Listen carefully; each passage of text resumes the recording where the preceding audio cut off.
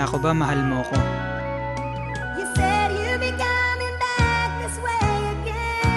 Ngayon, nasan ka na?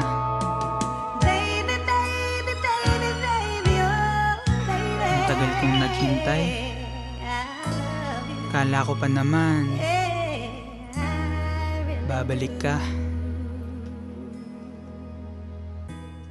Rizzy Great Production. Diba sinabi mo sa akin na ako lang ang siyang mahal, kaya ako ay naghintay kahit na medyo matagal. Kasi paalam mo sa akin na hindi ka pa handa, kaya ang ating relasyon mas malabo pa sa tinta. Na ngayon aking ginamit upang aking maungkat ang pagmamahalan nating nabalian ng ugat. Umasa ba o pinaasa, matagal ko ng tanong, ilang taon ang dumaan, bakit wala pa ring tugon? Bakit ba ganyan ang buhay? Kailangan pang masanay na ako ay umiyak kahit na hindi nababagay ha? Ano ba to? Ako'y naguguluhan. Pag-ibig na plinano na walang napuntahan. Naaalala ko pa noon 16 pa lang ako nang makilala ko ang hot chick na hinangaan ko. Nung una, aaminin ko wala ka pang dating, pero habang tumatagal parang ako'y dumadaing na sana makasama ka at makadate man lamang, at ihahatid kita patungo sa iyong tahanan. At tignan mo nga naman, bait ng panahon, pauwi galing sa kanto nang makasabay ka noon. Hindi na ako nagdalawang isip na sabihin, di bali nang mapahiya kaysa puso'y mabitin. Pero di ko akalain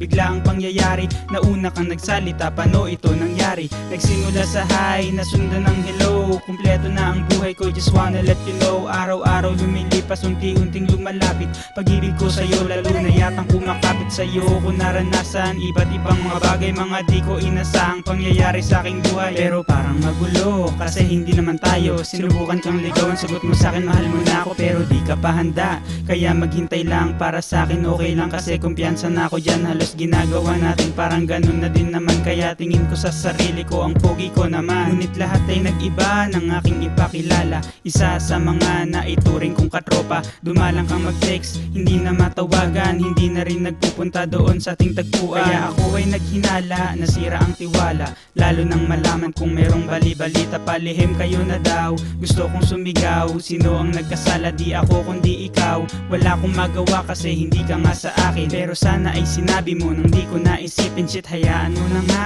tapos na din naman ang masasabi ko. Mag-ingat ka na lang, break it down.